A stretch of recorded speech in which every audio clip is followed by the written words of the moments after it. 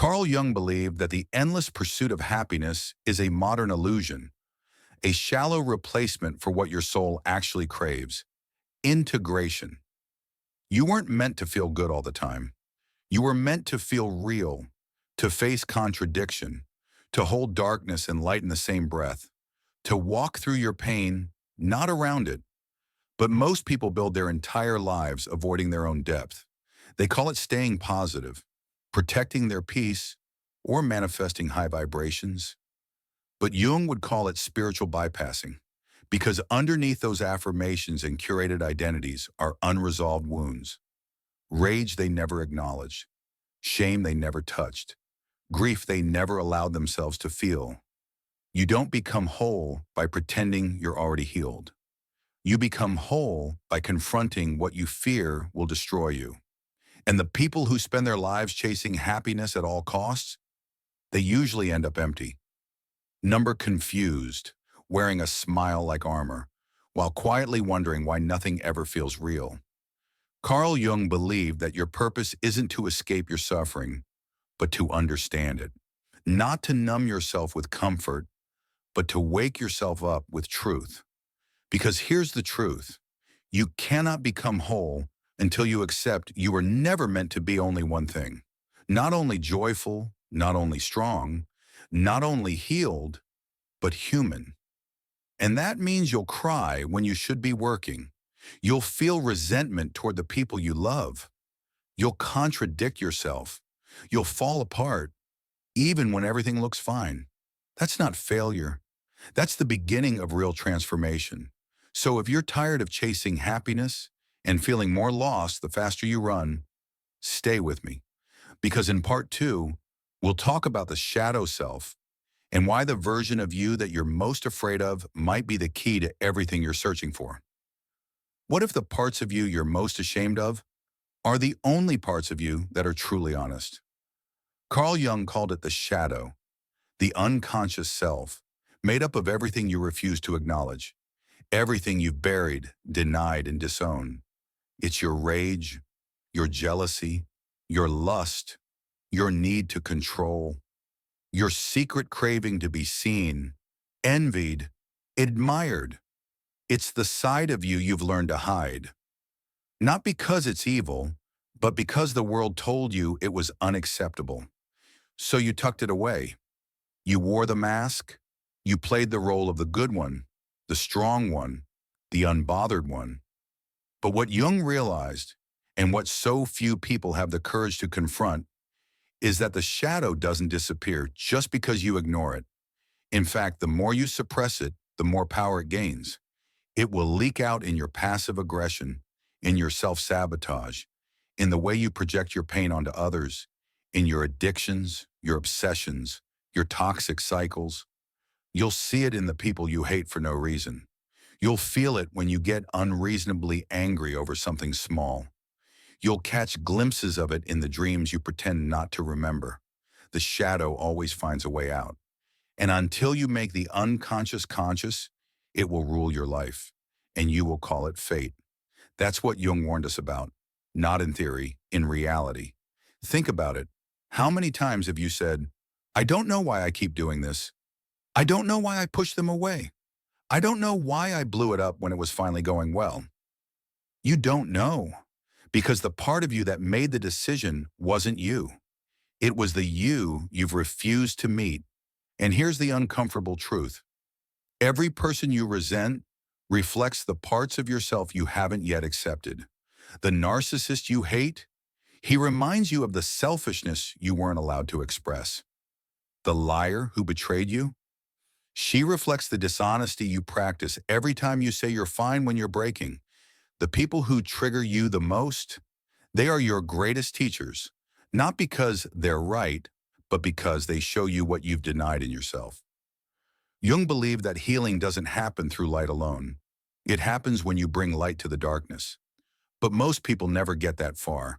They run at the first sign of discomfort. They numb with success. They perform goodness.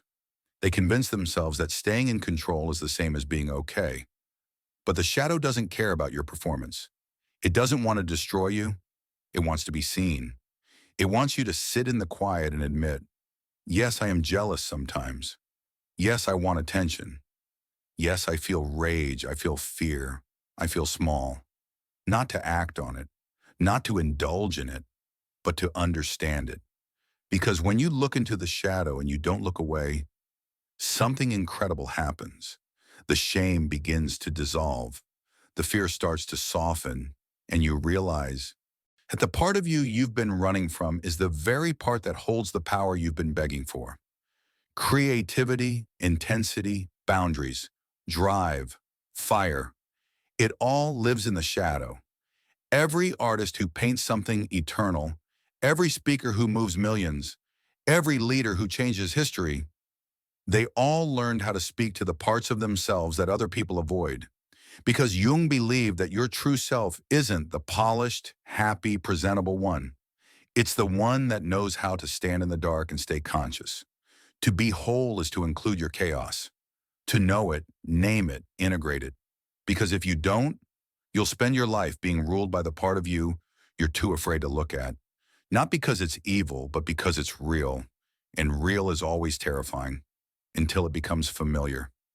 Stay with me, because in part 3, we'll talk about individuation, the true purpose of life according to Jung. Not happiness, not peace, but becoming who you were always meant to be, even if it means breaking everything you were told to be first. Carl Jung didn't believe in self-improvement. He believed in self-confrontation, not in becoming better, but in becoming whole. And wholeness is not about polishing your image. It's not about being more productive, more positive, or more well-liked. Wholeness is about becoming the person you were meant to be before the world told you who you had to be to survive. This process Jung called individuation. And it isn't gentle. It begins when your life no longer feels like your own, when your achievements ring hollow, when your relationships feel like performances, when you can no longer distract yourself with shallow comforts or external success. At first, it feels like a crisis, a breakup, a failure, a burnout, something that strips away the identity you spent years building. But Jung believed those moments were necessary because they pull back the curtain. They reveal the lie you were living. They show you that the person you've become is not the person you were born to be. Individuation is the process of returning to yourself. But to do that, you must go through the fire. You must burn your old self. You must unlearn what you were taught about being good.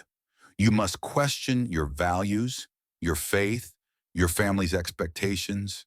You must step outside the narrative that made you feel safe and ask yourself if it ever made you feel alive. Most people will never do this. They'll find a role and play it for life. They'll say the right things, wear the right clothes, marry at the right time, die with the right memories. And inside, they'll carry a silent ache, a quiet grief for the life they never allowed themselves to live. But Jung's work was for the brave few, those who are willing to walk into their darkness, not to escape it, but to meet the self that lives inside it. Because wholeness demands contradiction.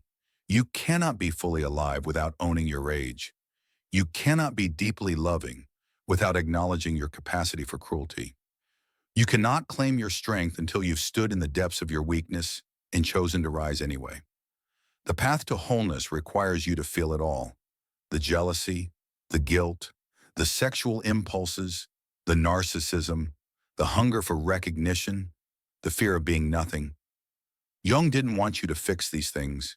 He wanted you to know them, to say, this is part of me, and I no longer need to hide. Because here's what happens when you stop hiding. You become dangerous, but not in the way the world fears. You become dangerous to the systems that kept you small. You become immune to manipulation. You become deeply grounded, unshakable, free. Not because you've mastered yourself, but because you've integrated yourself, your inner child, your rebel, your shadow, your wisdom, all sitting at the same table, all parts of you, all speaking truth. That's what individuation means. It means no longer abandoning yourself to be accepted, no longer splitting yourself to be liked, no longer chasing happiness like a dog chasing its tail, because happiness is not the reward, it's the side effect. When you live in alignment with your truth, your real, raw, complex, unedited truth, a quiet kind of joy begins to emerge.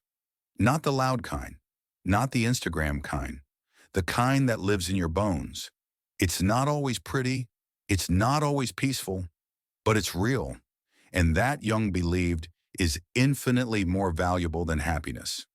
In the final part of this video, we'll talk about how to begin this journey yourself, not with a list of affirmations, not with forced gratitude, but by asking one brutal, honest question that might change your life forever. If Carl Jung could sit across from you right now, if you told him you were tired, numb, anxious, or lost, he wouldn't ask you what would make you happy. He would ask, who are you pretending to be in order to be loved? Because beneath all the searching, all the striving, all the chasing of happiness, what you really want is to be accepted. Not praised, not admired, not envied, but seen, understood, held in the terrifying complexity of who you truly are. But somewhere along the way, you learn that truth comes with punishment. You were too loud, too emotional, too soft, too intense. So you adapted, you got quiet, you got strong, you got agreeable, you got numb. And now you wake up every day in a life that looks fine, but feels hollow. A life made of compromises, a life shaped by fear. You think you're looking for happiness, but what you're really looking for is permission to be whole. Jung believed that suffering isn't the enemy. Suffering is the signal. It tells you where you've abandoned yourself, where the mask is cracking, where the lie is too heavy to carry one more day. So stop asking, how can I be happy? And start asking, what part of me have I killed in order to survive? Because that's where the work begins. That's where you meet the child you silenced, the rage you buried, the needs you repressed, the desires you denied because you thought they made you unworthy. That's where you start calling those parts home, not to indulge them, but to integrate them, to say, I am not just light, I am shadow. I am not just peace, I am fire. I am not just good, I am real. And in that moment, something begins to shift. You stop chasing, you stop performing, you stop apologizing for who you are. But somewhere along the way, you learn that truth comes with punishment. You were too loud, too emotional, too soft, too intense. So you adapted. You got quiet. You got strong. You got agreeable. You got numb. And now you wake up every day in a life that looks fine, but feels hollow. A life made of compromises. A life shaped by fear. You think you're looking for happiness, but what you're really looking for is permission to be whole. Jung believed that suffering isn't the enemy. Suffering is the signal. It tells you where you've abandoned yourself, where the mask is cracking, where the lie is too heavy to carry one more day. So stop asking, how can I be happy? And start asking, what part of me have I killed in order to survive? Because that's where the work begins. That's where you meet the child you silenced, the rage you buried, the needs you repressed, the desires you denied because you thought they made you unworthy. That's where you start calling those parts home, not to indulge them, but to integrate them, to say, I am not just light, I am shadow, I am not just peace, I am fire, I am not just good, I am real. And in that moment, something begins to shift. You stop chasing, you stop performing, you stop apologizing for who you are. And in the stillness, something ancient rises in you. Not happiness, not excitement, but a quiet sense of return, like a traveler who's finally come back from war. Not untouched, not clean, but home. That's what Carl Jung believed life was about. Not happiness, but integration. Not comfort, but confrontation. Not perfection, but wholeness. So if you're watching this, still searching for a way out of the emptiness. This is your invitation, not to run, not to improve, but to turn around, look your shadow in the eye and say, I'm ready to know who I really am. Not who the world taught you to be, not who your trauma turned you into, not who gets the applause, but the self that's been whispering beneath all the noise, waiting for you to remember.